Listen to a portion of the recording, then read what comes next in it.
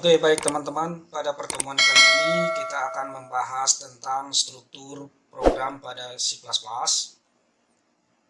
komen, dan juga bagaimana cara berpindah ke baris baru. Untuk membuat project baru di CodeBlocks, teman-teman bisa melihat di video sebelumnya. Di sini saya akan fokus kepada bagaimana struktur program yang ada di C++ ini. Nah, yang pertama, di sini ada yang namanya file header, yaitu yang ada tulisan include IOStream. Ini adalah file header.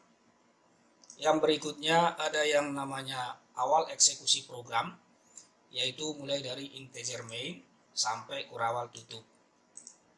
Nah, di sini nanti akan saya jelaskan satu persatu apa fungsi-fungsinya. Yang pertama kita mulai dari file header. Nah, di mana file header ini adalah file yang berisi deklarasi untuk berbagai fungsi yang dibutuhkan oleh program. Nah, ini fungsinya di sini. Baik itu sebagai standar input-output maupun sebagai sintaks. Nah, yang berikutnya, di dalam C++, file header digunakan untuk memanggil library-library yang ada sehingga suatu fungsi dapat digunakan secara baik dan benar. Nah, kalau dia IOStream, ini library-nya ini berisikan cin, cout, dan juga ndl. Nah, include IOStream ini memberitahukan preprocessor nanti untuk memasukkan standar file IOStream, yaitu seperti yang saya sampaikan tadi, cout, cin, dan juga ndl. Nah, kalau IOStream ini mendeklarasikan basic standar input output library di dalam C++. Nah, yang berikutnya kita turun lagi ke bawah. Di sini ada yang namanya integer main. Fungsi main di sini adalah sebagai titik awal di mana sebuah program C++ mulai dieksekusi. Jadi harus dimulai dari yang namanya integer main.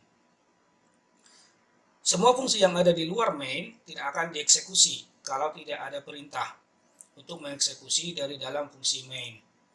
Nah, jangan lupa di integer main ini kita harus mengikutkan yang namanya buka dan tutup kurung. Nah, yang berikutnya kita turun. Di sini ada yang namanya kurawal buka dan juga kurawal tutup. Ini tidak boleh hilang di dalam struktur C++. Di sini ada yang namanya cout, hello world, ndl. Ini adalah sebagai statement.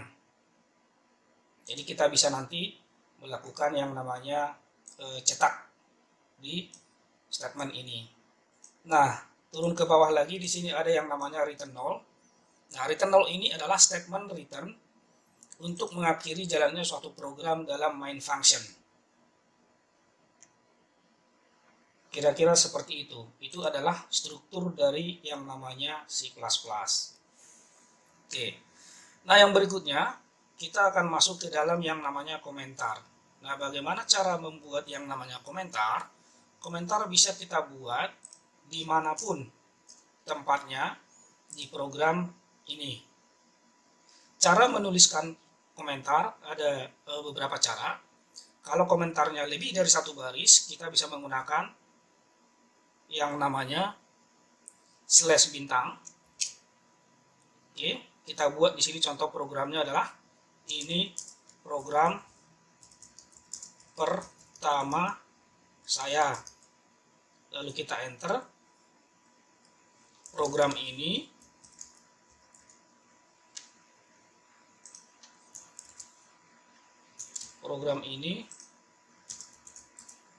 adalah program cetak. Nah, kalau sudah lebih dari satu garis, maka kita akan tutup dengan menggunakan bintang garis miring. Nah, ini adalah komentar yang pertama, cara membuat komentar kalau lebih dari satu garis. Pertanyaannya, komentar ini apakah harus di atas dari include? Tidak, dimanapun kita bisa membuat program seperkebutuhan saja.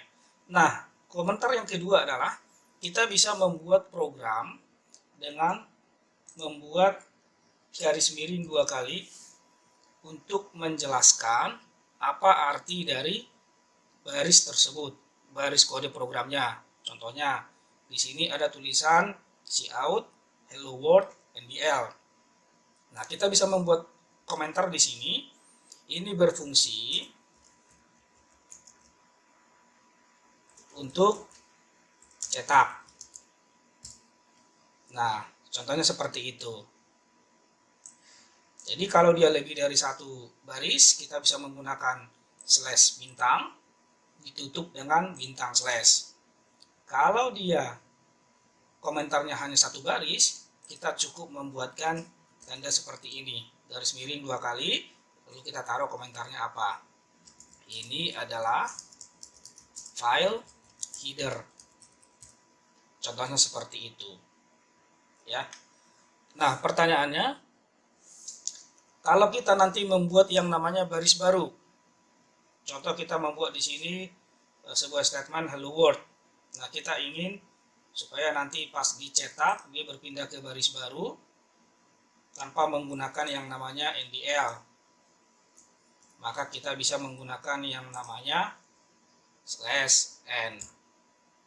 Maka otomatis nanti akan berpindah ke baris baru. Nanti program kita akan berpindah ke baris baru ketika kita membuat yang namanya program yang lain. Contoh, ini adalah program pertama saya. Nah, di sini kita buat NDL.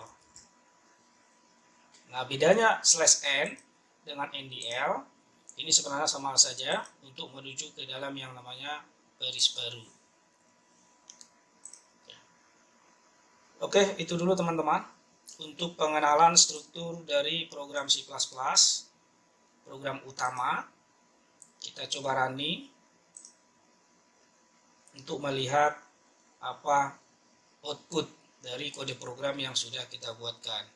Nah, outputnya adalah seperti ini. Ya, jadi antara /n dengan yang namanya NDL fungsinya sama, hanya penulisannya aja yang berbeda, ya, penulisan sintaknya. Hasilnya tetap menuju atau membuat yang namanya baris baru.